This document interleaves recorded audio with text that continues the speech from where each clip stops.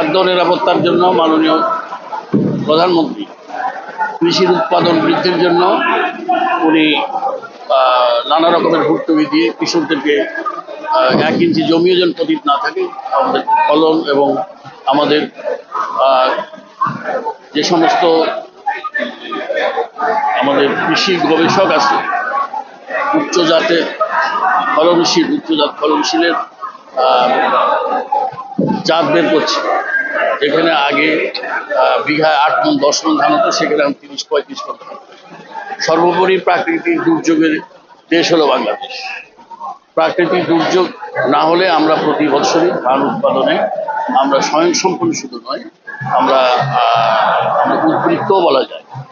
তবে এখানে আমরা যে পদক্ষেপগুলো নিয়েছি সেটা হলো আমাদের বিপণন ব্যবস্থা সুষ্ঠু রাখা, আমাদের সরকারি মজুদ বৃদ্ধির জন্য স্থাপনা নির্মাণ, তারপরে কেউ যেন আমরা রীতিমতো মনিটরিং রাখা এবং কেউ যেন বেশি মজুদ রেখে সরকারকে ক্রাইসিসে না ফেলতে পারে তার জন্য নতুন আইন তৈরি করা হয়েছে, যে আইনে মজুদদারদের বিরুদ্ধে সর্বোচ্চ শাস্তি যাবজ্জীবন কারাদণ্ডের বিধান রয়েছে। এবং তাছাড়া আমাদের দেশে প্রায় 4 কোটি থেকে 4.25 কোটি টন ধান উৎপাদন। এই উৎপাদিত ধান ক্রাশিং করতে গেলে যখন পালিশ করে চকচকে চাউল হয় তখন 5টা পালিশ করি। 5টা পালিশ করতে গেলে 4 থেকে 5% চাউল এটা কমে যায়, ওজনে কমে যায়। তাহলে যদি আমরা 4 কোটি ধরি, তাহলে আমরা যদি নিম্নটাই ধরি 4% যদি ধরি, তাহলে 4 16 লক্ষ মেট্রিক টন ধান চাউল কিন্তু আমাদের উৎপাদিত কম হয়। হয়রাস এটা যদি আমরা দুই ছাটায় নিয়ে আসি, যেমন আমরা পূর্বে চাউলটা খেতাম, সেটাতে যদি আমরা নিয়ে আসি তাহলে আমরা পুষ্টিগুণ বৃদ্ধি পাবে, চাউলের লস কমবে এবং এটা ছাঁটাই করতে গিয়ে যে বিদ্যুৎ খরচটা হয়, মানে পালিশ করতে গিয়ে সেই বিদ্যুৎটা সাশ্রয় হবে, লেবার সাশ্রয় হবে এবং বাজারে হোক তারা আরেকটু কম দামে চাউলটা পাবে, কারণ এটা তো ওই কষ্টেই কমে যাবে।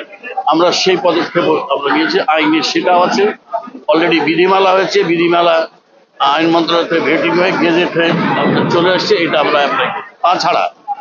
তাছাড়া ভোক্তাদের সুবিধার্থে মিল গেটে, কারণ আমরা দেখেছি যে যখনই একটু করে হঠাৎ করে যখন দাম বাড়ে তখন দেখা যায় যে ওই খুচরা ব্যবসায়ীরা বলে যে মিল আলারা দাম বেশি না, তার জন্য আমাদেরকে দাম বাড়াতে, যার কারণে মিল আলাদের বস্তার গায়ে ধানের জাত, মিনিগেট বলে কোনো ধান নাই, বস্তাতে ধানের জাতের নাম লিখতে হবে, ওজন লিখতে হবে, উৎপাদনের তারিখ লিখতে হবে এবং মিল গেটের কত প্রাইস সেটা বস্তাতে লিখতে হবে, যাতে করে খুচরা ব্যবসায়ীরা না বলে যে আমরা বেশি দামে কিনেছি। কারণ যেটা বস্তার গায়ে লেখা থাকবে তার থেকে তাদের ক্যারিং কস্ট বা প্রফিট দিয়ে যেটা আছে অন্তপক্ষে কেজিতে 10 টাকা 12 টাকা 14 টাকা তারা বাড়াতে পারবে না।